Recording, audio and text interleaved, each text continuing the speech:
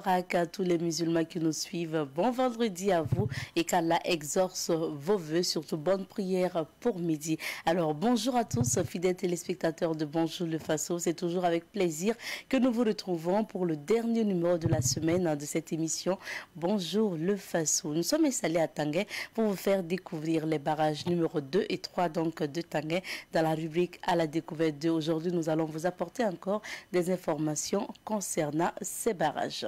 Et la revue de presse est présentée aujourd'hui par le directeur de l'information de Savane Média. Il s'agit notamment de El Hadj Ismaïla Rabo que nous allons retrouver tout à l'heure. Dans la rubrique invité du jour, nous recevons un responsable du mouvement. Il s'agit notamment du responsable du mouvement patriotique pour le Faso, MPF en abrégé. Il faut rappeler que c'est un des mouvements qui a participé et co-organisé justement la marche de samedi dernier. Nous parlerons de l'actualité avec le président de ce mouvement. Et dans la rubrique sécurité routière aujourd'hui, le moniteur Ezekiel Ouedraogo de Victoire Auto École nous parle de la circulation sur le tronçon routier donc de Ouagadougou, communément surnommé les 5 km de la mort. Vous allez savoir de quel tronçon nous parlons et surtout les précautions et les conseils du moniteur seront bel et bien donc d'actualité. Alors pour clore cette émission, vous le savez, en fin d'émission nous serons avec Honoré Onadja qui va partager les événements qui vont marquer ce week-end. Installez-vous confortablement et nous prenons le bus ou sinon la voiture ou le car pour Tanguay.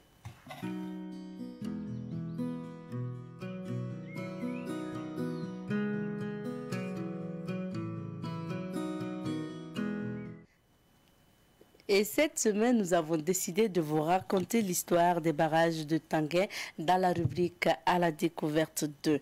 Alors, notons pour commencer que Tanguay est situé dans l'arrondissement numéro 4 de la ville de Ouagadougou. On y trouve des barrages, donc notamment les barrages numéro 2 et 3 au niveau donc de Tanguay. Alors, il faut rappeler qu'il s'agit de ces barrages qui ont été réalisés en 1963 pour l'approvisionnement en eau potable de la ville de Ouagadougou. Les habitants du quartier Tanguay vivaient à Bilbalugo à l'époque. C'est après la colonisation que la vie était devenue difficile dans ce quartier Bilbalugo. C'est ainsi qu'un des ancêtres des habitants de Tanguay a informé à la population qu'il a repéré un espace vers une colline lorsqu'il sort pour ses courses. C'est alors que l'ancêtre des habitants de Tanguay a décidé de converger ses habitants dans ce nouveau quartier du moins où il y avait des collines, d'où le nom Tanguay qui signifie colline en langue nationale morée. Dès le début, les habitants ont commencé à faire l'élevage et l'agriculture. Selon les témoignages, le quartier Tanguay n'était pas habité, justement parce que c'était une colline. Il y avait un cours d'eau, par contre, dans les lieux où se trouvent aujourd'hui les barrages numéro 2 et 3. L'eau coulait de Bascui à Bangouego et le barrage numéro 3 faisait partie de la forêt de Bangouego et on l'appelait forêt classée du barrage. C'était comme ça et l'eau débordait, les femmes faisaient la lessive dans ce barrage et les enfants s'y baignaient également. Au fil des années, les barrages de Tanguay seront aménagés régulièrement avec l'évolution des infrastructures routières. Notons que d'un autre côté, ces barrages de Tanguay constituent un véritable business pour ceux qui y travaillent. Ils sont nombreux, ceux qui font le jardinage aux abords des barrages de Tanguay, également ceux qui font la pêche. Ce qu'il faut par contre déplorer, c'est l'ensablement du barrage qui fait que l'eau se raréfie également. L'ensablement provoque également, donc, est provoqué justement par la trop exploitation et puis le jet des ordures dans ce barrage ou dans ces barrages puisqu'il s'agit des barrages numéro 2 et 3. Cette semaine, nous vous faisons découvrir ces barrages et puis bien sûr, nous vous proposons également des témoignages que nous vous invitons à suivre.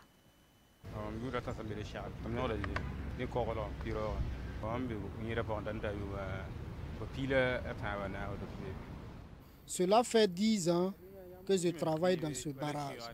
Actuellement, il n'y a pas assez de poissons. C'est en début de saison pluvieuse qu'on en trouve. L'eau du barrage finit vite. Ce n'est pas comme avant. On se débrouille seulement. C'est ici qu'on gagne à nourrir nos familles. Il y a trop de problèmes. En saison pluvieuse, il y a des herbes sur l'eau. Quand tu mets tes filets, l'herbe l'emporte. Nous avons expliqué au gouvernement de voir le problème du barrage. Nous avons aimé qu'on fasse le curage du barrage pour que l'eau puisse rester pendant longtemps. Je ne connais pas l'âge du barrage, mais ça vaut au moins 50 ans. C'était un cours d'eau.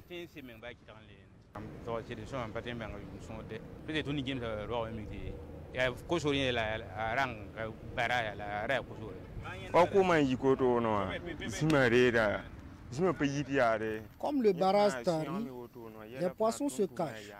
Il y a aussi le vent qui déchire nos filets. C'est 2 fois que nous rentrons dans l'eau par jour. C'est le matin à 5 heures et le soir à 13 heures pour vérifier nos filets. Le matin, j'ai vendu mon poisson à 500 francs. Et ce soir-là encore, ça ne va pas dépasser 500 francs. Je ne sais pas quoi faire. Tu ne peux pas rester à la maison aussi. Car s'il y a quelque chose qui se perd, on va dire que c'est toi qui l'as pris. Je faisais autre chose. Il n'y a pas eu entente entre le patron et moi. Et je me suis retrouvé ici, dans ce barrage. Cela fait 2 ans déjà que je suis ici. J'ai eu de l'argent et j'ai payé un pirogue. J'ai payé le pirogue à 50 000 francs CFA. Il faut que le gouvernement nous aide à curer le barrage. Et en saison pluvieuse, il faut qu'il enlève les herbes sur l'eau. Je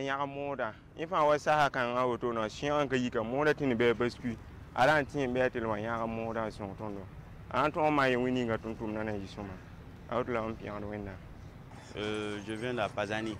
Bon, nous sommes venus ici pour nous soulager un peu.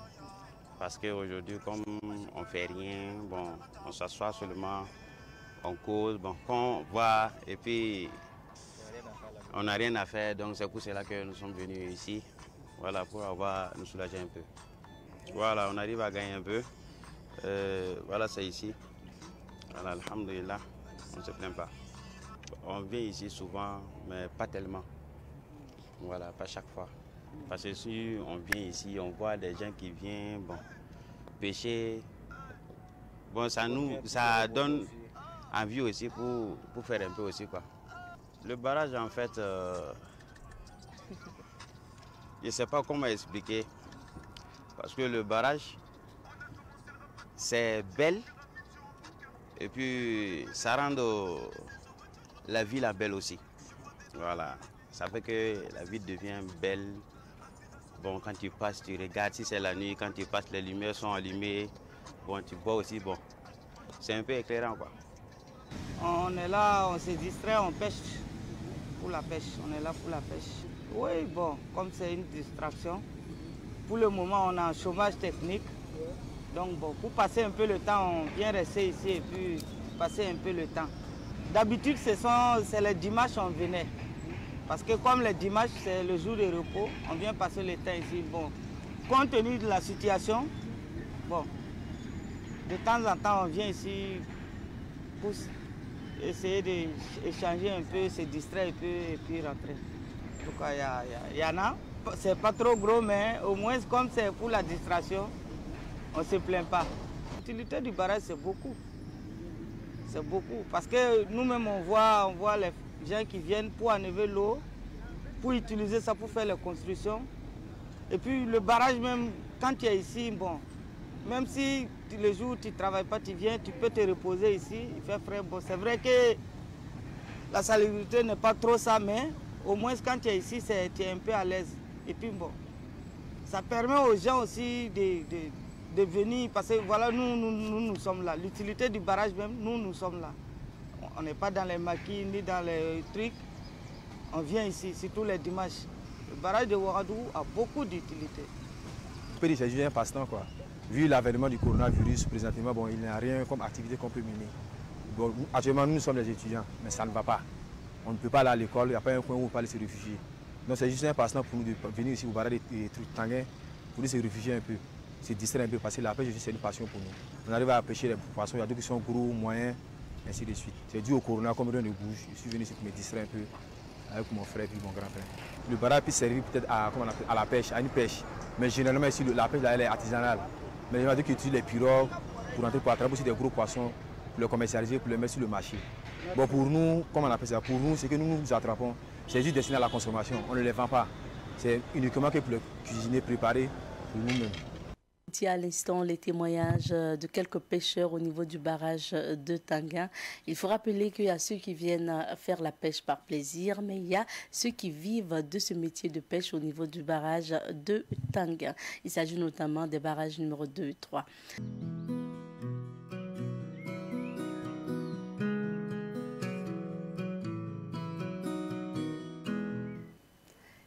Et nous recevons pour vous aujourd'hui le directeur de l'information de Savane Média, Eladj Soumaïla Rabo, qui est bien installé sur ce plateau. Bonjour et bienvenue. Bonjour à vous, merci. Bonjour à toutes et à tous. Alors, qu'est-ce qu'on retient de l'actualité aujourd'hui? Il y a plusieurs sujets, ils sont vraiment variés. Nous commençons avec l'Express du Faso, de Bobo du Lasso, situation nationale, transition politique au Burkina, ça se précise.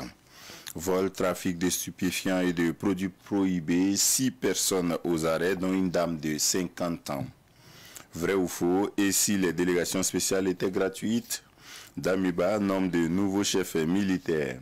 Et puis ça a chauffé au palais de justice et de Bobo. Nous pouvons lire aussi à la une de l'Express du Faso ce matin, les braqueurs du cas de l'axe Bobo-Banfora sous les verrous. Au palais de justice de Bobo, il se faisait passer pour un promoteur immobilier. Fait de chez nous, il implore les fétiches du village contre les habitants. C'est ce qu'on peut lire à la une du journal L'Express du Faso ce matin. Sidoya à présent, explosion à Gongobiro, la compassion du MPSR aux familles. Lutte contre le terrorisme, la clarté de la vision du chef de l'État saluée. Russie-Ukraine, Poutine, seul maître des lieux, chronique de la perdition à la perte de l'homme. Ce sont les titres à une de Sidoya aujourd'hui. Le quotidien à présent, Aziz Dabo, deuxième vice-président de la NAFA, à propos du MPSR, l'état de grâce que le régime Kaboré a eu pourrait ne pas être le même pour le régime militaire. Coopération sino-burkinabé dans le domaine de l'éducation des apprenants des centres de formation professionnelle, satisfait des performances de l'équipe chinoise. Dans Digne d'intérêt, on peut lire ce matin, drame d'Inata, des poursuites contre X initiées par le parquet militaire. Forces armées nationales, de nouvelles nominations faites par le président Damiba, et puis pas 6 morts et plusieurs blessés dans un accident de la circulation. Pau, des boutiques parties en fumée, crise au sein du comité exécutif de la FBF, la Fédération burkinabé de football. 10 ligues régionales et 13 districts apportent leur soutien à Lazare Bansé. L'observateur Palga à présent. Lutte contre le terrorisme, Sandaogo souhaite l'implication des leaders communautaires et religieux. Dans une lettre pour l'AI, opération main propre, Rock l'a promis, Damiba le fera. Incivisme, et si les militaires mettaient les Burkinabés au pas? Guibo crie au secours, et puis Gongombiro ou la rançon du désordre. Attaque séminaire de Bougui, retour sur la grosse frayeur du jeudi soir. Drame d'Inata, le parquet militaire annonce des poursuites contre X. Et puis, chemin de fer, Abidjan-Ouagadougou, Sitaraï a préservé l'activité ferroviaire. Ce sont les propos de Marie-Antoinette, secrétaire générale de Sitaraï. Agression russe en Ukraine. Poutine agit selon son plan préétabli. Ce sont les mots de Dieudonné Ouedraogo, dit Poutine, journaliste à l'Observateur Palga. Le journal Le Pays à présent, lutte contre la corruption au Burkina, le RENLAC pour l'audit des ministères de la Défense et de la Sécurité. Arsène Armanien, ex-ministre et DG du CRADAD. Le CRADAD est établi au Cameroun. La politique est considérée comme un gagne-pain au Burkina. Proposition de la commission technique mise en place par le MPSR, c'est la bonne foi qui comptera le plus.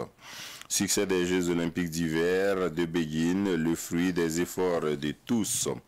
On peut lire toujours à la une du journal Le Pays pour TGI Ouaga 1, la justice aux trousses de Ibrahim Maïga. Abdoul Ouedraogo, PDG d'Abdoul Service, à propos de l'électrification des cités Zaktouli 1 et Samba 1. Je demande à ceux qui donnent de fausses informations d'arrêter. Et puis, ActuFoot LDC a les meilleurs buteurs africains de l'histoire sur une édition. C'est ce qu'on peut lire à la une de Le Pays. Nous terminons avec aujourd'hui au Faso, lutte contre le terrorisme. Le président du Faso souhaite l'implication des leaders communautaires et religieux. Good luck à Bamako. Après le vote du CNT, une mission de funambulistes. Dans la rubrique News du VSD, nomination au sein des Forces armées nationales, poursuite contre X sur le drame d'Inata, des charges contre le lieutenant-colonel Zungrana et puis Damiba, ou comment aller vite et bien.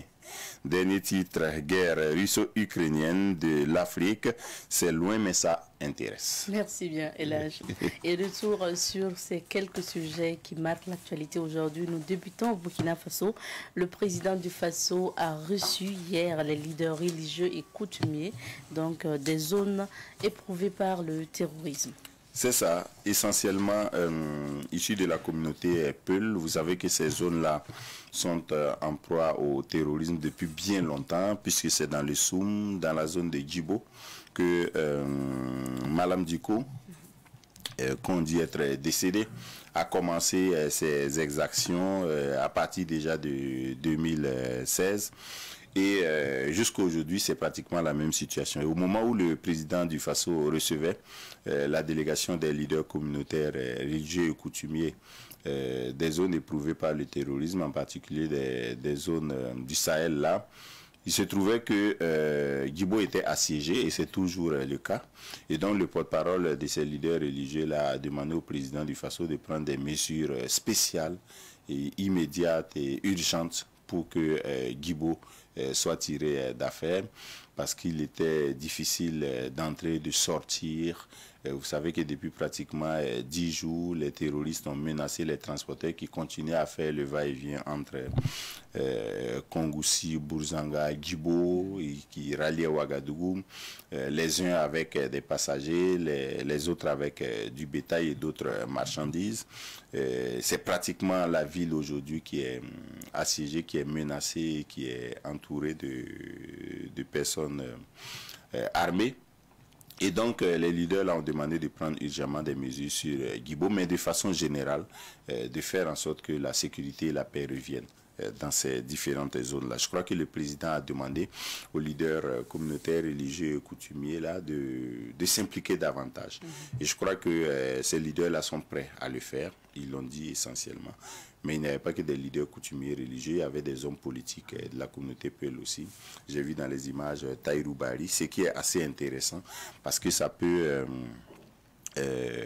changer résolument le regard des uns et les autres sur des gens qui sont présentés comme la communauté qui pourvoit essentiellement au groupe terroriste des jeunes. Donc c'est un moyen de décrisper et de faire en sorte que les communautés qui sont les plus concernées soient mises en confiance et s'engagent résolument à faire en sorte que le terrorisme recule. Tel que les choses se passent depuis quelques semaines, ce sont des incendies de bâtiments, ce sont des saccages et des sabotages d'installations électriques et téléphoniques, ce sont des intimidations et des menaces de déguerpissement, mais c'est moins de plus en plus des embuscades et des attaques ciblées sur des camps, par exemple. Bon, on ne va pas dire que c'est plutôt mieux, mais normalement, si les forces de défense et de sécurité, les volontaires pour la défense de la patrie, toutes les communautés s'y mettent,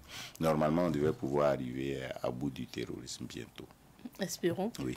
Alors, toujours avec le MPSR, ce mouvement a apporté justement son soutien aux victimes, donc aux orpailleurs de Gomblora. Oui. On se rappelle de ce triste événement qui est survenu la semaine dernière. Tout à fait. Le lieutenant-colonel Daba Naon, qui est D'ailleurs, le patron des sapeurs-pompiers, de la Brigade nationale des sapeurs-pompiers, nouvellement nommé, a conduit une délégation du mouvement patriotique pour la sauvegarde et la restauration à Gomblora et à Gawa et de façon générale dans le sud-ouest pour rendre visite aux blessés qui sont encore internés dans les formations sanitaires, pour échanger avec les autorités administratives locales comme le gouverneur qui était de toute la tournée que la délégation a eue dans les différents sites, et puis également pour apporter le message du MPSA et donc du président d'Amiba aux orpailleurs qui ont été durement éprouvés ces derniers jours-là.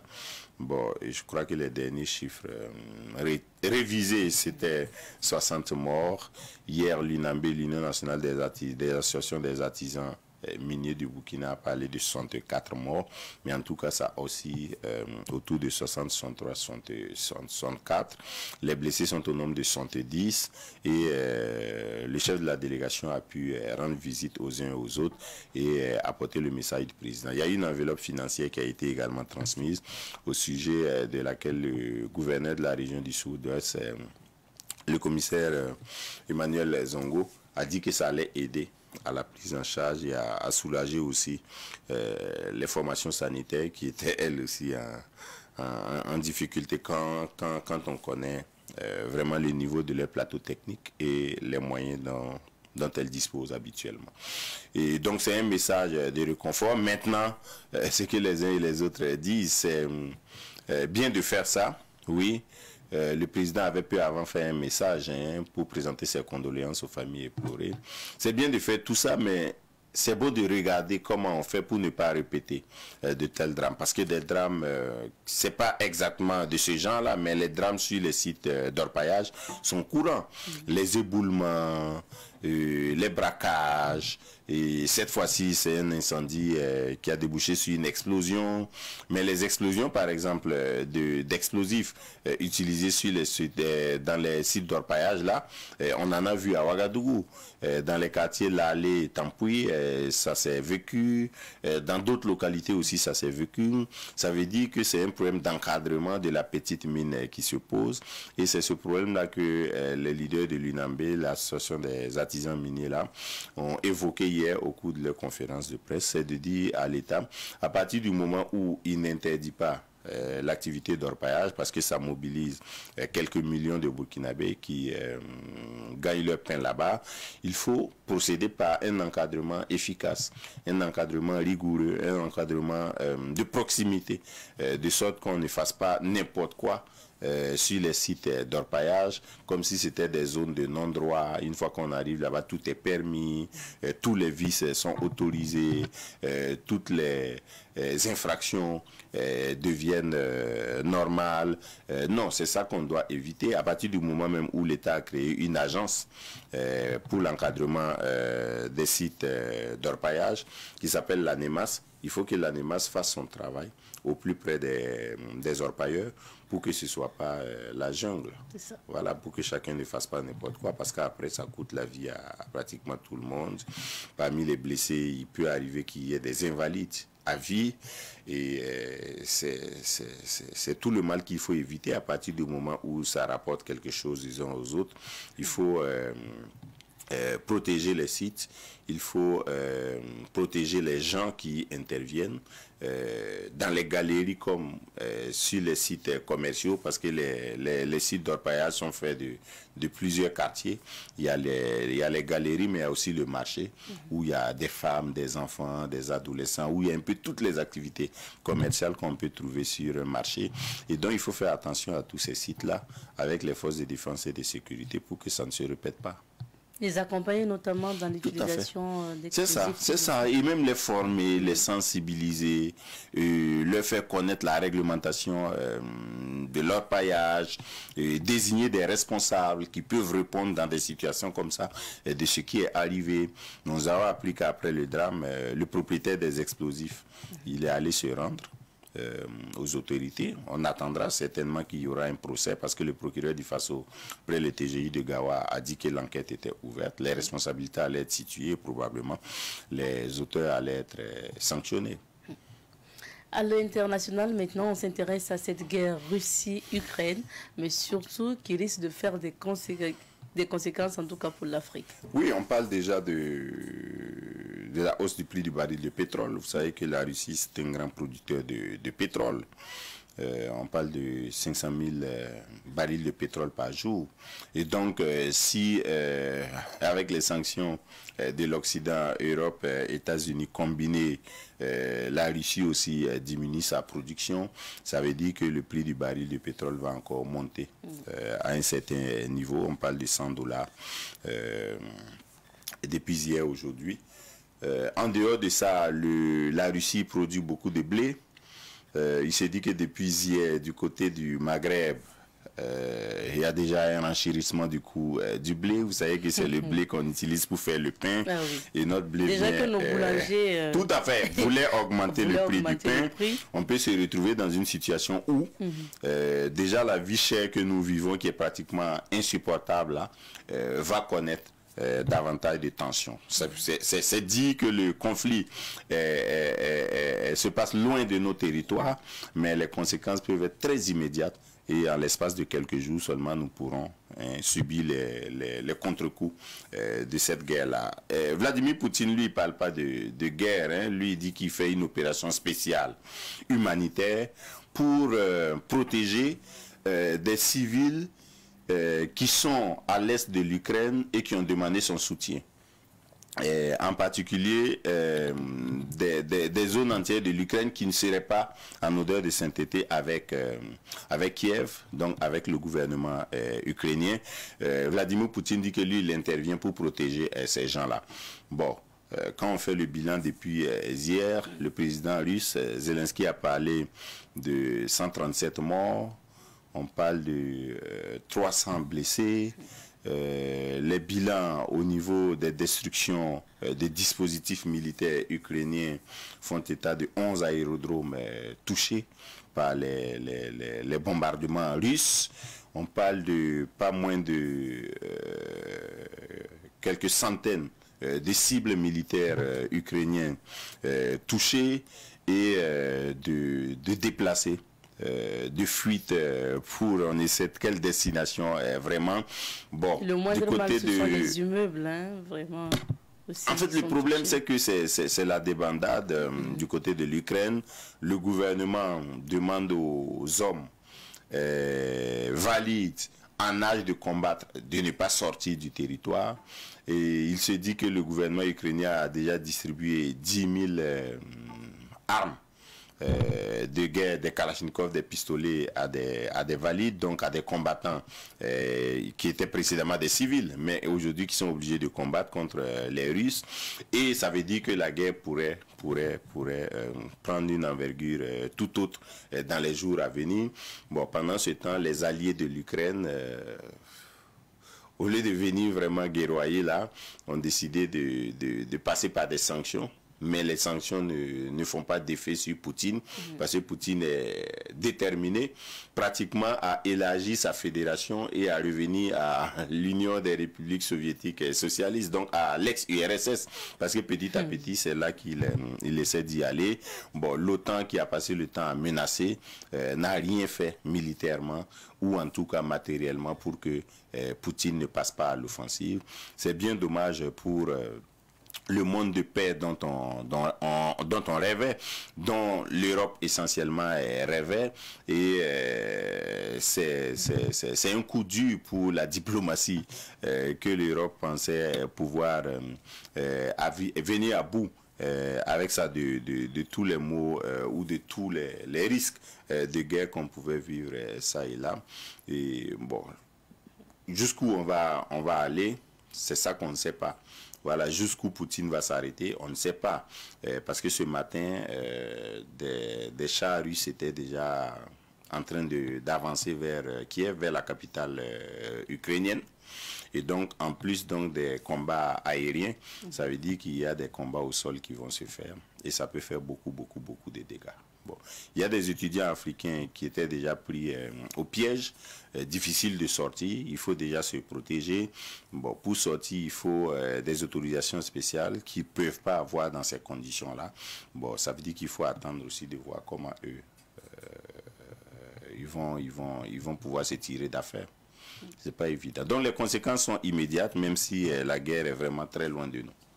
C'est ça. Est-ce qu'il ne faut pas craindre aussi, quand on sait que Poutine dit ou avertit et met en garde en tout cas ceux qui tenteraient peut-être de soutenir l'Ukraine? Ah non, il a dit que s'il y a des réactions militaires, notamment de l'OTAN, donc des pays d'Europe, du Canada, des États-Unis, ça allait nous coûter très cher à nous tous. Parce qu'il a dit, je ne sais pas si c'est le fait du discours ou s'il a préparé vraiment, parce qu'on pense qu'il s'est préparé.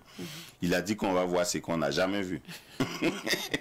Donc mieux vaut ne pas arriver là, mieux vaut faire jouer la diplomatie et puis ramener Poutine voilà, à des ambitions raisonnables et qui arrangent le monde entier. C'est encore mieux, Oui. parce qu'il ne faudrait pas noter encore une troisième guerre dans l'histoire du monde. Non, Ça serait Poutine, pas vous savez ce intéressant. qu'il a dit à propos d'une troisième guerre mondiale? Il a dit que lui, il ne sait pas ce qu'une troisième guerre mondiale peut être. Mais lui, il sait ce que la quatrième peut être. Parce qu'il dit que si des gens font en sorte que la troisième arrive, à la quatrième guerre mondiale, c'est avec des lance-pierres qu'on va faire la guerre. Parce que la troisième, là, va exterminer l'humanité. Donc lui, il préfère ne pas en parler. Vous voyez? Décidément. Merci bien, Elhadj, pour ces analyses. Merci. Nous poursuivons avec l'émission de ce jour. Cette fois-ci, nous allons passer à la rubrique Invité du jour.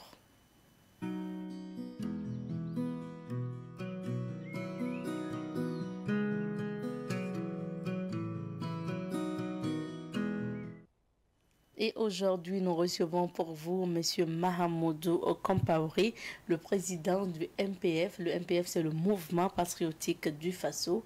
Bonjour à vous et bienvenue. Bonjour madame. Bienvenue M. Compaoré. Avec vous, nous parlons de votre mouvement, mais également de l'actualité au Burkina Faso.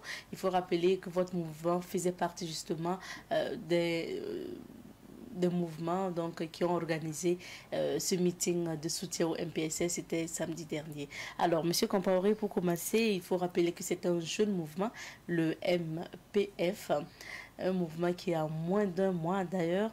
Dites-nous, pourquoi vous avez décidé de vous retrouver en mouvement? Oui, parce que vu la situation du Burkina, bon, nous avons jugé bon d'initier des idées juste pour appeler les Burkinabés de faire un bloc derrière ce mouvement qui est MPSR. Voilà, l'objectif même de la création de MPF, c'est créer un bloc derrière le MPSR pour les soutenir dans les missions. Voilà, donc tout à coup, nous nous sommes retrouvés voilà, dans la création d'un mouvement. Et ce mouvement, nous appelons des patriotiques.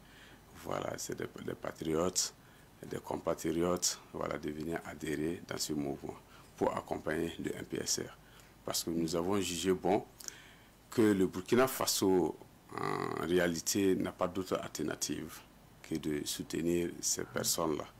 Ces personnes qui sont dans la bourse, et c'est eux qui combattent, c'est eux qui essayent de nous sécuriser, nous, notre personne et aussi le territoire burkinabé. Donc je me suis dit que si ces personnes-là ont jugé bon venir aux affaires, au devant des choses pour nous apporter un nouveau mécanisme, bon, le Burkina Faso, dans les normes, on n'avait même pas appelé les Burkinabés de sortir les soutenir, parce que ça devrait être une sortie spontanée, voilà, de tous les Burkinabés de soutenir le MPSR. Donc, dans cette dynamique-là que le MPF a été créé. Voilà. Donc, on comprend, à vous écouter, on comprend que le MPF a été créé spontanément pour soutenir le MPSR. Voilà.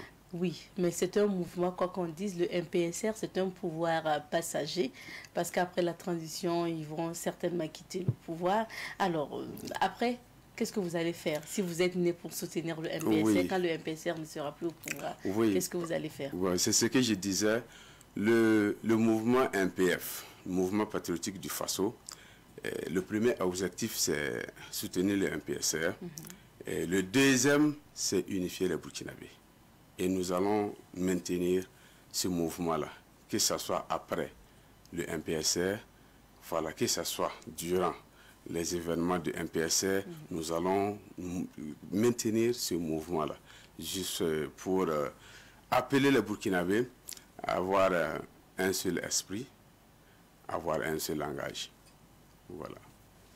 Et pour votre mouvement, est-ce qu'on peut avoir une idée de qui sont les composants, donc qui sont les membres justement du MPF?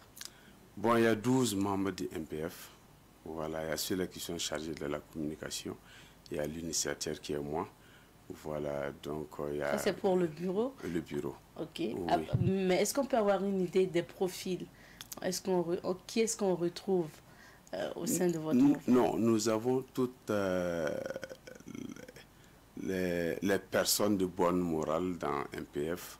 Nous avons des étudiants, nous avons des commerçants, nous avons tout le monde. Il y a toutes les couches sociales dans MPF. Voilà, et nous appelons tout le monde. Nous n'avons pas ciblé des personnes pour adhérer au MPF. Voilà.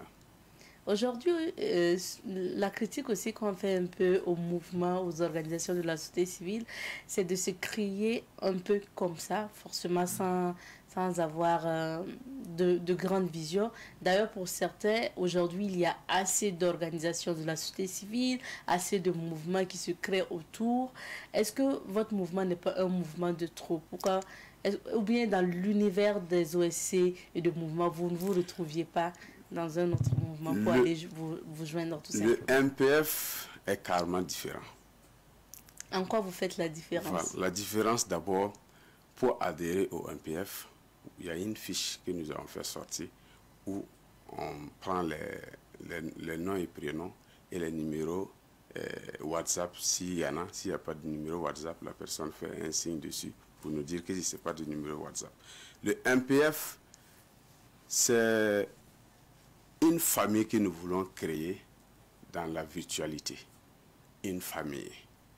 Et nous comptons aller jusqu'au-delà de 5 millions de personnes si, en tout cas, l'occasion nous permette.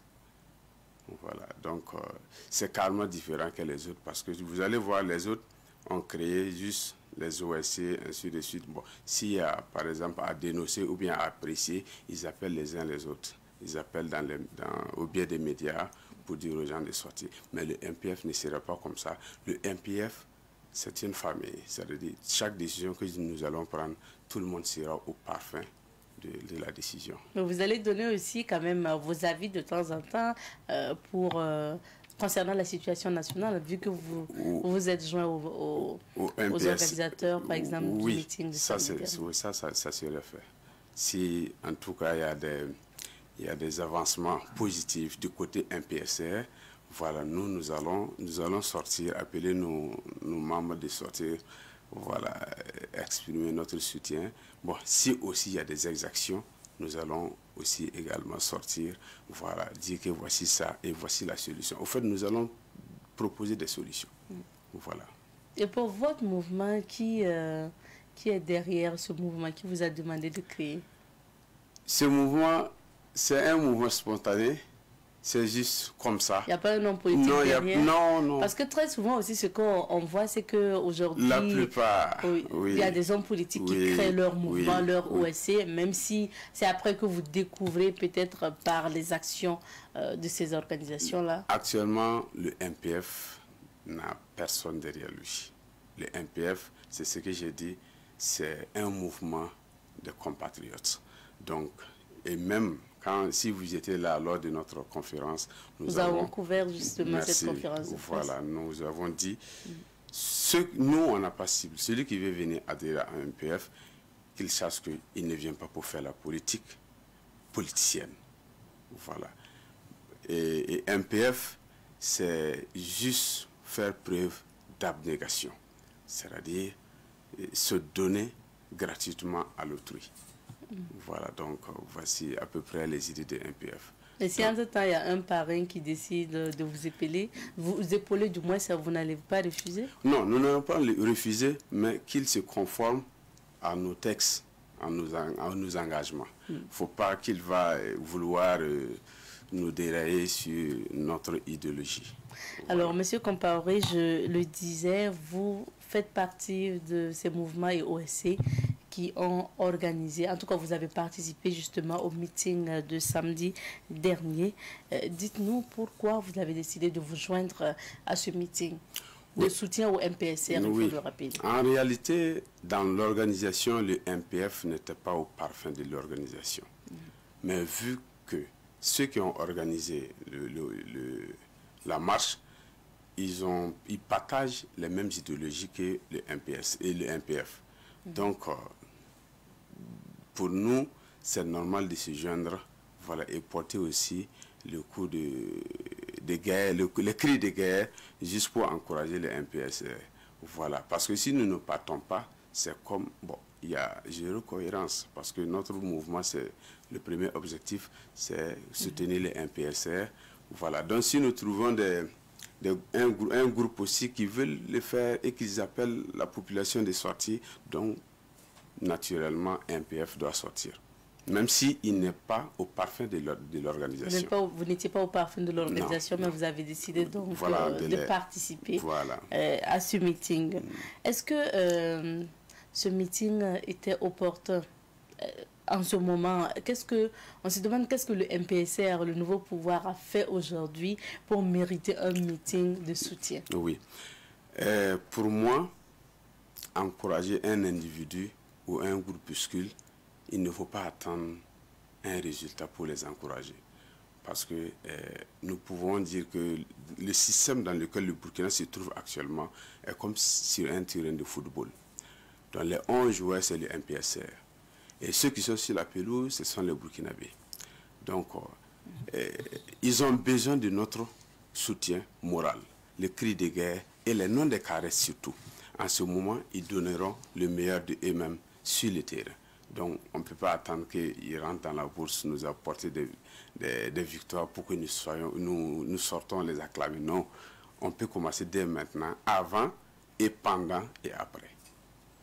Et concernant ce meeting, ce qui nous revient, c'est que l'organisation de ce meeting a eu comme budget au moins 50 millions de francs CFA. Vous avez dit que vous n'étiez pas de l'organisation, mais vous avez participé. Est-ce que vous avez eu écho? Bon, je viens d'apprendre avec vous, mais il faut savoir que toute chose, quand vous essayez de faire et que c'est une cause noble, il y a des hommes toujours de bonnes mains qui vont vouloir vous épauler. Bon, pour moi, ceux qui ont organisé cela, sûrement, ils ont eu des gens de bonnes mains qui les ont épaulés. Voilà, sinon que c'est pas mal, pour moi, c'est pas mal, mais bon, on pouvait encore faire plus que ça. C'est-à-dire? C'est-à-dire, c'est pas forcé de... Plus comme c'est soutenir le MPSR, pour moi, c'est juste appeler les Burkinabés de sortir. On n'était pas obligé de mettre de l'argent dans ça. De l'argent dans ça, voilà. Quand on appelait les Burkinabés de sortir, ils vont sortir.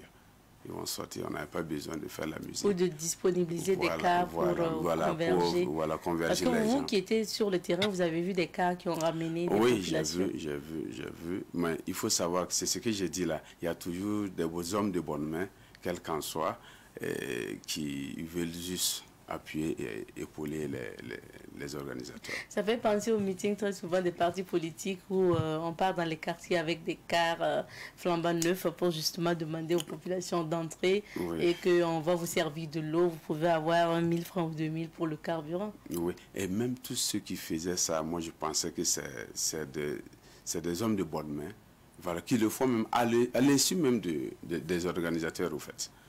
Voilà. Alors, le MPSR est au pouvoir il y a maintenant 1 mois. Ce qu'on remarque toujours, c'est que bien sûr l'insécurité est toujours là, les attaques se poursuivent. Aujourd'hui, on assiste ces temps-ci à des ordres de déguerpir ou des individus qui viennent terroriser les populations, leur demandant de partir ou en tout cas incendier donc encore les infrastructures de l'État. Est-ce que pour vous, le MPSR peut quand même venir à bout de ce terrorisme? Le MPSR, si ce n'est pas MPSR, ça serait qui alors? Moi, je pense que, on peut le dire, hein, c'est le dernier rempart des Burkinabés. Et nous sommes en train de jouer notre dernière carte. Si le MPSR sort aujourd'hui nous dire que Burkinabé, nous avons pris les devants des choses, mais on n'est pas arrivé. Qu'est-ce que les Burkinabés nous diront? Donc, je pense que la meilleure solution actuellement, c'est le MPSR. Et avec les encouragements de tous et le soutien de tous, ils vont parvenir. Ils vont rétablir tous ces problèmes-là dans le Sahel, Inch'Allah. Et aujourd'hui, vous avez suivi l'actualité avec nous, le MPP, l'ex-parti au pouvoir demande la libération de l'ex-président du Faso, Roch Marc Christian Kaboré, qui est toujours en résidence surveillée depuis justement la prise du pouvoir par le MPSR. Que pensez-vous de cette demande? Non, c'est chacun son opinion. Le Burkina Faso compte plus de 20 millions de personnes. Et ça veut dire que 20 millions aussi d'opinions.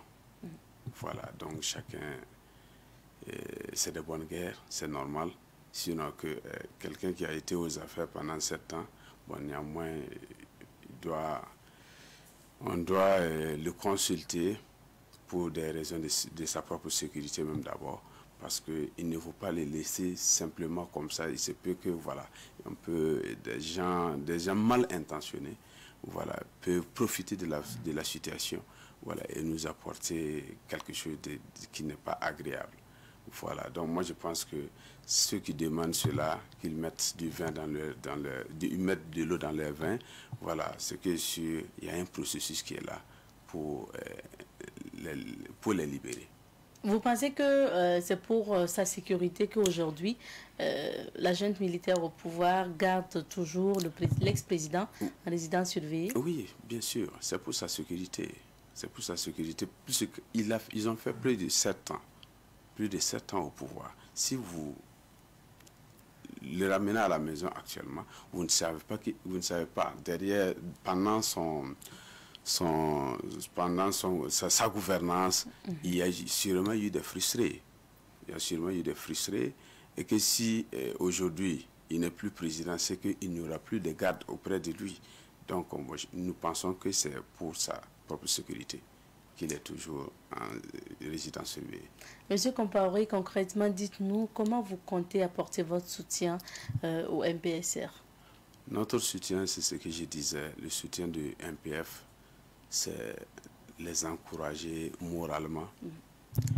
Et parmi les membres du MPF, c'est ce que je disais, nous comptons avoir un minimum de 5 millions de personnes. Et dans les 5 millions de personnes, Inch'Allah, on peut avoir des gens dedans, des gens comme Yoro, Inch'Allah, parce que nous allons faire appel des gens comme Yoro qui vont aussi vouloir se faire enrôler dans le VDP. Et tout ça, nous allons lister et aller déposer au niveau du ministère. Voilà, voici à peu près. Mais le principal d'abord, c'est le coup de pouce. Voilà, le coup de pouce moral. Les encourager. Et quelles sont vos attentes aujourd'hui vis-à-vis du MPSR? Nous attendons beaucoup d'eux. Nous, particulièrement le MPF, nous savons qu'ils vont arriver, nous savons, mais nous vous attendons qu'ils ferment les oreilles et qu'ils rentrent sur le terrain, nous apporter des victoires. C'est ce que MPF attend d'eux. C'est les victoires que nous voulons, libérer nos villages, nos villes, les villages, ainsi de suite. Voilà. Il faut rappeler que le comité donc, en charge de rédaction de la charte a remis son rapport au président du Faso les jours passés. Et dans ce projet de charte-là, pour ce qui ressort pour le délai de la transition, c'est entre 2 ans ou 2 ans et demi. Et on pense aussi notamment à un gouvernement et bien sûr un parlement, donc une représentation parlementaire. Dites-nous, cette configuration, est-ce qu'elle vous convient? Le délai? Oui, 2 ans, 2 ans et demi. Bon, pour nous, pour moi-même, hein, pour moi, je me suis dit que si ça allait à 3 ans comme ça, peut-être que... parce que le mal est tellement profond. Il n'y a pas seulement que l'insécurité. Il y a le problème d'économie, il y a aussi l'éducation qui est là. Et parce que durant toutes ces années, les 30 dernières années passées, on a inculqué des esprits, on a inculqué des trucs dans l'esprit des Burkinabés qui aujourd'hui ils sont tous devenus des fainéants. Parce qu'aujourd'hui, moi je disais à quelqu'un que le Burkina actuellement, il faut un pouvoir non électoral pour redresser le Burkina Faso. Parce que quand c'est électoral, c'est compliqué, tu ne peux pas. Mais avec le MPSR, raison pour laquelle nous nous sommes engagés, et nous allons proposer des idées au MPSR et à eux de trier, voir ce qui est faisable, ce qui n'est pas faisable pour mettre en pratique. Voilà. Donc ce Burkina aujourd'hui, il faut un pouvoir comme le MPSR pour les redresser, parce que le mal est tellement profond. Et s'il y a une représentation du peuple, je parle de l'instance parlementaire, est-ce que vous souhaiteriez en faire partie? Non. Vous ne souhaitez pas devenir député? Non, nous préférons rester à l'écart, voilà, mieux observer, voilà, l'évolution de la situation. Merci bien, Monsieur Compaoré. Nous tendons vers la fin de notre entretien. Est-ce que votre mouvement, il s'agit notamment du mouvement patriotique du Faso, a des activités à venir? Oui, nous avons des activités en vue, et mais cela dépendra de notre nombre. C'est ce que nous avons établi quelques objectifs, mais ça dépendra de notre nombre. Si à partir de 1 million de personnes adhérant dans MPF, nous allons procéder, voilà, à venir en aide aux personnes déplacées, personnes en détresse, voilà, ainsi de suite. Voilà, mais c'est notre nombre qui va nous déterminer cela, Inch'Allah. Merci bien. Merci à vous d'être passé. Merci. Je rappelle que nous recevions pour vous M. Mahamoudou Compaoré, président du MPF. Il s'agit notamment du mouvement patriotique du Faso. C'est un nouveau mouvement d'ailleurs qui a vu le jour il y a moins d'1 mois pour soutenir donc le MPSR, la junte militaire au pouvoir. C'est ici qu'on s'arrête pour l'entretien de ce jour. Nous poursuivons avec cette émission et vous le savez, chaque vendredi, vous avez rendez-vous avec le moniteur Ezekiel Ouedraogo de Victoire Auto-École pour sécurité routière.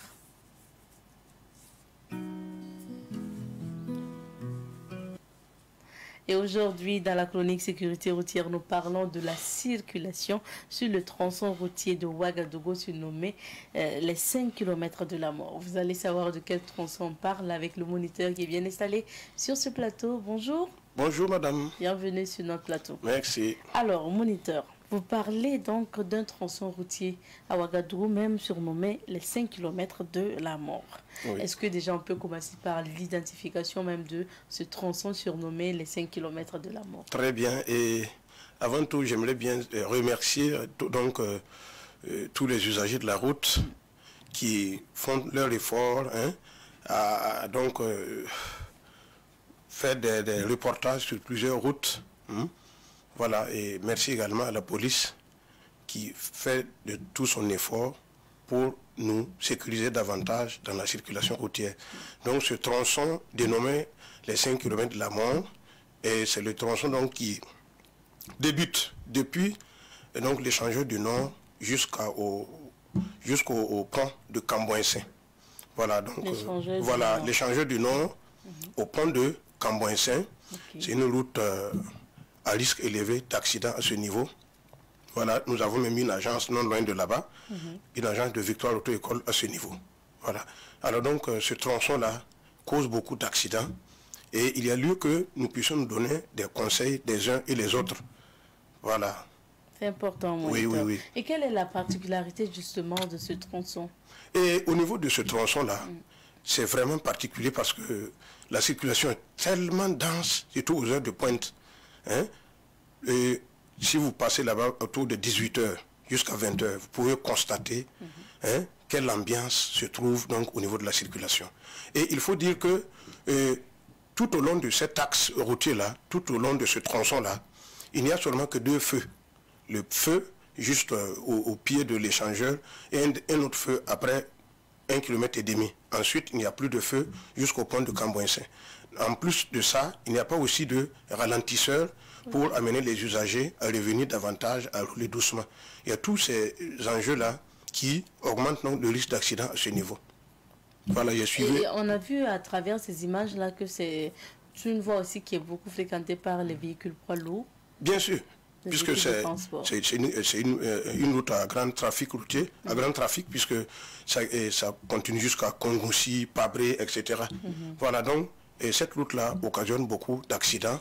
Et il y a lieu que, ensemble avec les conseils, nous puissions vraiment éviter beaucoup d'accidents à ce niveau. Voilà.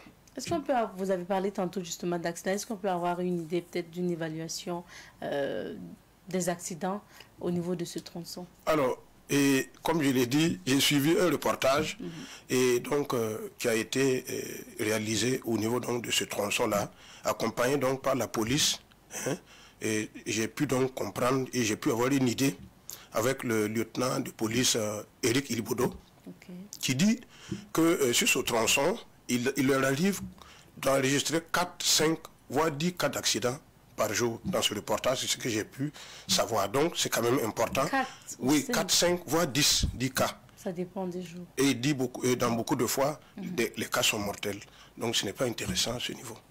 Voilà. Ce n'est pas intéressant et en tout cas, merci de revenir sur le cas spécifique de ce tronçon pour donner notamment des conseils.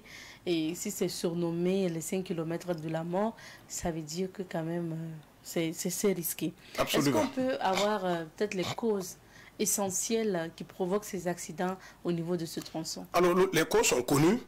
Vous savez que dans notre ambiance, dans la circulation, par exemple, le Burkinabé ne connaît pas la courtoisie. Voilà, il y a manque de courtoisie au niveau de la circulation à ce niveau. Et l'excès de vitesse dû au manque de ralentisseurs, dû au manque de feu. Il y a ça également. Voilà. Il y a également, la route n'est pas bien éclairée la nuit, comme ce qui est ressorti dans le reportage que j'ai suivi. Effectivement, c'est mal éclairé. Voilà. Jusqu'au pont de Camboinsin, on voit que la voie vraiment est mal éclairée la nuit. Hein? Donc, ça, c'est sujet d'accident régulièrement donc, sur ce tronçon, surnommé les 5 km de la mort.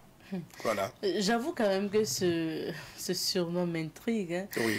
Quand on appelle un tronçon les 5 km de la mort, qu'est-ce que vous pensez justement de ce surnom?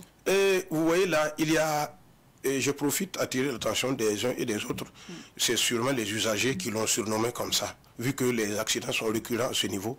Mais comprenez une chose, un surnom, il y a un mystère dans un surnom. C'est ça qui est dangereux. Dès que vous continuez à appeler ce tronçon-là 5 km de la mort, finalement la mort vient s'installer. Quelles que soient les précautions qui seront prises, on vivra régulièrement des accidents. Je propose plutôt qu'on le surnomme les 5 km de la sécurité routière. Ça, c'est aussi un surnom possible hein, pour écarter la mort. Donc, on ne va pas inviter la mort à venir s'installer sur ces 5 km. Voilà un peu ce que je peux dire. Il y a un mystère dans un surnom. Si le surnom est positif, alors on voit des résultats positifs. Donc, nous allons aller dans le sens du positif. Voilà.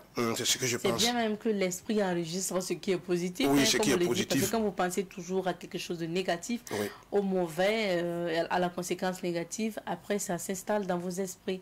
C'est vrai qu'il faut faire attention, mais c'est plutôt d'aller vers le positif, comme vous avez dit, Monique. Absolument, oui. Alors, et concernant ce tronçon-là, est-ce qu'on peut avoir une idée aussi des endroits spécifiques qu'on peut juger des endroits accidentogènes? Oui, absolument. Vous savez, sur ce tronçon, bon, il y a tellement de croisements, hein, tellement d'intersections. Et comme juste à la descente de l'échangeur, il n'y a rien pour ralentir l'usager. Il n'y a pas de... Alors que c'est une descente. Ah oui, c'est parti. Et ça tombe bien, vous voyez, la voie a été réaménagée. Donc la voie a été réaménagée et c'est vraiment... Est-ce qu'on peut revenir sur les images avec... C'est propice à la vitesse à ce niveau. C'est vraiment propice à la vitesse quand vous êtes sur ce tronçon. Voilà, régulièrement, je l'emprunte, même hier, je l'ai également emprunté jusqu'au... Le goudron est bien lisse. Oui, c'est bien lisse, donc c'est vraiment propice à l'excès de vitesse. Voilà, l'excès de vitesse également, voilà, à ce niveau-là, qui cause beaucoup d'accidents. Manque de courtoisie, hein, il n'y a pas de ralentisseur à ce niveau. Alors, donc, pas également assez de feu. Voilà. Ça, ce sont les quelques images d'accidents donc enregistrées donc sur cette route. Voilà, ce tronçon. On parlait de l'éclairage tout à l'heure, moniteur. Voilà, l'éclairage. Bien sûr, ici, bon, vous voyez les phares et les feux rouges des véhicules. Exact, mais bon, de l'autre côté, c'est sombre. Oui, exact. Donc, vous voyez là. toujours avec les images, parce que vous avez parlé d'un goudron qui est bien lisse. Est-ce qu'on peut poursuivre avec les images? Oui, les images. J'en ai juste quelques images sur cette route-là, vous voyez. Voilà, elle est lisse. Bon, il y a toujours des travaux d'aménagement à ce niveau, mais elle est vraiment praticable. Voilà, cette route-là. Ce tronçon est vraiment praticable. Voilà, et donc, c'est vraiment, ça suscite beaucoup d'accidents. Donc, à la descente déjà de l'échangeur, c'est un endroit jugé accidentogène. Oui, les intersections. Les intersections, comme le cas. Oui, vous voyez là. Image. Voilà, donc, ça cause vraiment beaucoup d'accidents à ce niveau. Et à témoigner donc la police de la circulation, voilà, par le lieutenant de police Eric Ilboudo. Voilà, donc c'est lui qui nous a donné un peu une idée sur les accidents qu'il enregistre chaque jour sur ce tronçon. Alors, moniteur, qu'en est-il justement du risque pour les piétons qui empruntent cette voie? Ok, alors effectivement, et on revient là-dessus, le constat donc qui a été fait par la police est exact. Vous voyez, sur ce tronçon, il n'y a pas de passage pour piétons. J'ai pu vérifier moi-même, hier seulement. Effectivement, il n'y a pas de passage pour piétons. Pas aucun passage pour piétons là-bas. Donc, aux heures de pointe, le piéton n'a qu'à chercher un endroit à s'asseoir. Voilà, peut-être attendre 2 heures pour trouver un moyen et passer. Malgré que la super signalisation est là, la police, la circulation est fortement dense aux heures de pointe à ce niveau. Si vous êtes noyé dans la circulation aux heures de pointe, vous pouvez comprendre vraiment ce que ça vaut, ce tronçon-là. Voilà. C'est difficile, ou bien il faut rechercher un feu. Oui, bon. Là où est installé un feu tricolore, là, si les gens s'arrêtent, vous profitez, passez. Dans tous les cas, comme l'alerte est sonnée, alors c'est sûr que l'État va réagir et en tout cas essayer de limiter les accidents sur ce tronçon-là. Mais avant que l'État réagisse, moniteur, on va terminer par les conseils. Quels sont les conseils que vous donnerez justement aux usagers, ou quelles solutions vous proposez pour limiter les accidents au niveau donc de ce tronçon dénommé les 5 km de la mort? Je n'ai même plus envie de dire ça. Ah oui, les 5 km de la sécurité routière, on va le surnommer comme ça. Alors vous voyez ici, et je vais donner ce détail-là aux autorités. C'est sûr qu'après donc le constat fait par la police sur ce tronçon-là, et c'est sûr que des travaux donc, de sécurisation des usagers seront effectués à ce niveau. Et on a tantôt parlé des manque de ralentisseurs, ça c'est une bonne chose. Mais ici, si on doit construire des ralentisseurs, ça doit être des ralentisseurs d'un caractère particulier. Sinon, ces ralentisseurs viendront augmenter encore le risque d'accident. Que ces ralentisseurs soient très bien construits, bien indiqués par des panneaux, et surtout la visibilité des ralentisseurs. Ces ralentisseurs doivent être peints. De sorte que la nuit, ça soit très bien visible. Sinon, ça ne servira pas de venir construire des ralentisseurs.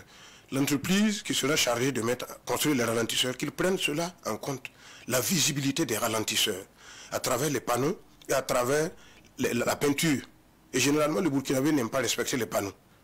Vous allez voir des commerçants venir installer leurs marchandises, cacher le panneau. Mais au moins, si les ralentisseurs seront peints, alors tout de suite, ça va optimiser la visibilité, surtout que là, ce tronçon-là est mal éclairé la nuit. Ça, c'est une chose. Également, une alternative, des feux tricolores. Donc, vous allez peser, voir lequel est réalisable rapidement et moins cher. Si on peut encore installer d'autres feux, c'est encore une solution. Voilà, pour nous permettre de circuler toute sécurité. Voilà ce que je peux dire. Juste... Et à l'échelle individuelle, c'est de faire attention quand on emprunte cette voie. Mais, comme vous le dites, quand on emprunte toutes les voies, d'ailleurs, il faut faire attention et être prudent. Oui, voilà. Et c'est comme je l'ai dit, vraiment, ça excite à la vitesse. Lorsque vous descendez de l'échangeur, il n'y a rien pour vous retenir. Donc, sans vous rendre compte, et c'est parti pour la vitesse. C'est ça aussi qui est dangereux. Donc, et même après que des ralentisseurs soient construits, il faut encore de la sensibilisation pour que les gens, voilà, surtout pour que les gens comprennent que, il y a des ralentisseurs pour vous ramener à la limitation de vitesse, mais ces mêmes ralentisseurs peuvent causer plus de dégâts, plus d'accidents qu'avant. Voilà. Donc il faut faire attention. Oui, c'est ce que je peux dire. Merci à vous, moniteur, d'être passé, d'être là chaque vendredi pour partager les conseils de sécurité routière avec nous. Avec et plaisir. Merci à Victoire Otoikion. Vous le savez, chaque vendredi, nous recevons Honoré Onadia pour les rendez-vous du week-end.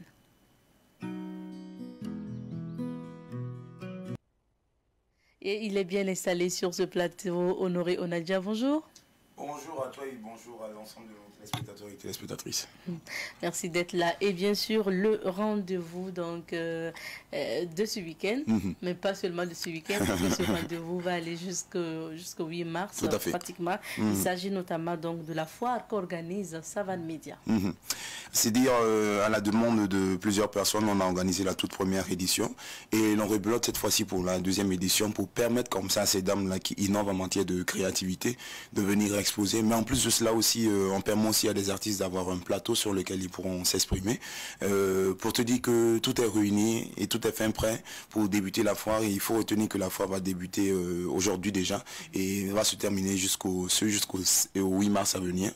Pendant ces 10 jours, nous allons magnifier la dame, nous allons magnifier la moitié de l'homme, nous allons magnifier celle-là même à qui on doit respect et honneur. On va la magnifier pendant ces 10 jours pour te dire que tout est fait prêt. Ce qu'on attend seulement, c'est aux gens d'effectuer le déplacement, empocher seulement la somme de 200 francs pour pouvoir payer à l'entrée, pour pouvoir avoir accès à toutes ces activités-là qu'on va mener durant ces 10 jours. Et puis bien sûr, hein, comme Barry l'a dit, le président du comité d'organisation de cette foire, si vous achetez votre ticket de 200, gardez ce ticket-là. Gardez ce ticket-là, jalousement, parce qu'à la fin, tout à fait. Et vous pouvez avoir une moto, pourquoi pas, donc gardez le ticket. On vous souhaite d'ailleurs d'effectuer les déplacements à Savane Média. Rappelons justement que la foire se tient en face du siège de Savane Média, c'est juste le terrain en face. Alors, Honoré, deuxième actualité, nous parlons justement du concert de l'artiste Osibi Joanne. Alors, le concert de l'homme qui est mentalement supérieur, voilà, le concert que organise Osibi Joanne. C'est vrai qu'après la sortie de son album, beaucoup de personnes l'ont demandé. Et je pense qu'à la demande de tous ces fans d'Osibi Joanne, il a décidé comme ça de rebeloter avec un concert en live, entièrement en live, qui va se tenir demain déjà du côté du Sénazin. Il faut le dire à partir de 20h. Il ne sera pas seul sur la scène, il aura des artistes comme Jean Zoé, il aura des artistes comme Kalan, il aura des artistes comme Johnny Black, l'enfant du soleil. Pour te dire que toutes ces personnes-là vont nous entretenir demain à partir de 20h pour un prix d'entrée de 10 000 francs et 20 000 francs. Effectuer le déplacement pour soutenir la culture du Burkina. Donc voilà ce qu'on pourrait dire du concert de Osibi Joanne. Yes. Maintenant on parle cinéma, notamment avec le programme donc, du ciné Burkina et Nerwaya. Alors pour le côté du ciné Burkina, il faut dire que c'est un film que l'on vous propose qui n'est autre que le dilemme. Voilà, c'est ce film-là que l'on vous propose. Un film qui retrace vraiment l'histoire d'un grand monsieur. Vraiment, je ne veux pas trop donner des détails parce que le film-là, pour ceux-là qui l'ont suivi depuis la semaine passée, il a été programmé la semaine passée. Et à la demande encore des cinéphiles, on l'a programmé pour cette semaine.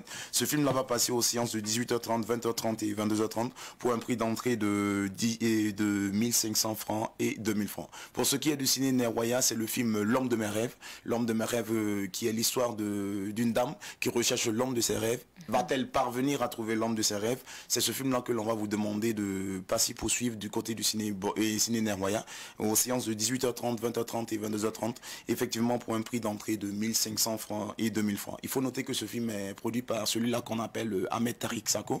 C'est ce dernier qui nous donne rendez-vous ce soir déjà du côté du ciné Nerwaya. L'équipe de ce film, nous l'avons reçu ici à l'émission. Tout à fait, oui. Honoré, on termine par les rendez-vous de chez nous. Alors, les rendez-vous de chez nous, c'est votre émission que vous aimez tant, qui n'est autre que 100 minutes pour comprendre. 100 minutes pour comprendre qui va recevoir demain celui-là même qu'on appelle affectueusement Noufou Zougmoré, qui est un journaliste, et avec lequel le directeur de l'information va débattre sur un sujet donné, un sujet qui n'est pas d'autre. On va en parler un peu des solutions que proposait le professeur Anta Diop par rapport aux problèmes que rencontre l'Afrique. Donc c'est autour de ce sujet-là qu'ils vont développer. Et je profite aussi de te rappeler aussi que pour ce qui est de l'Institut français aussi aura un café-concert qu'on va nous proposer ce soir à partir de 19h précisément au jardin avec un jeune, pas des moindres, un jeune qui se fait tout simplement appeler Lagadreni, voilà, Traoré, c'est ce jeune-là qui viendra nous embellouter comme ça avec une musique douce pour nous permettre de nous détendre et pour suivre un peu, pour profiter de ce week-end-là qui s'offre à nous et pour mieux entamer encore la semaine. Et l'entrée, elle est libre et gratuite. Comme c'est un café-concert, ben, le rendez-vous, il est prévu ce soir à partir de 19h pour vivre pleinement la prestation de ce jeune-là qui n'est autre que Lagadreni Traoré. Donc voilà ce que je pourrais dire pour les rendez-vous de week-end et demander aux gens d'effectuer le déplacement pour vivre pleinement cette fois là qu'organise Savane Media. Bien sûr. Honoré Onadja, c'est qui à l'animation? Ben, à l'animation, je ne serai pas seul, je serai accompagné de... Mais non, tu seras là déjà, c'est la réponse voilà, que donc je serai là ce soir. Oui. Je serai avec Francis Emmanuel Zongo. Et en plus, voilà, de Francis Emmanuel Zongo, vous aurez là celui-là même qui manie le micro. Je l'appelle affectueusement le docteur des micros, le mannequin des animateurs, qui n'est autre que l'homme de Savane. Voilà, nous allons partager la scène ensemble. Francis pour le français. Ben, c'est le trio gagnant que l'on va vous proposer. L'homme de Savane le Moré. Bon. Et dans tout ça, il n'y a pas de femme. Peut-être que je vais. Non, tu vas nous donner un coup de main. Oui, tu vas nous donner un coup de main. Dans votre animation. Pourquoi pas. Tu seras la bienvenue. Bien sûr. Merci à toi en tout cas. Et puis n'hésitez surtout pas à effectuer le déplacement. Et à partir de maintenant, donc, à partir d'aujourd'hui jusqu'au 8 mars, pour vivre la foire donc, des femmes de Savane. C'est la foire de toutes les femmes d'ailleurs. Donc venez, tout simplement, nous allons faire la fête ensemble. Merci à toi, Honoré. Merci. Et rendez-vous vendredi prochain. Inch'Allah. Sois honoré. Merci. Et aujourd'hui, donc, nous allons dire merci en tout cas à tous ceux qui nous suivent depuis le quartier Ouaga 2000 et nous disons merci donc à Ivoire Coiffure qui nous a sublimé à travers cette coiffure que nous avons aujourd'hui et puis bien sûr par les ongles également. Nous disons merci à Tata Rosie et puis à Fidélia. Donc merci à Ivoire Coiffure. Merci à toutes les filles justement pour cette coiffure. Et rendez-vous lundi pour d'autres aventures de l'émission Bonjour le Faso. Merci à vous de votre fidélité et on se dit cus et cus.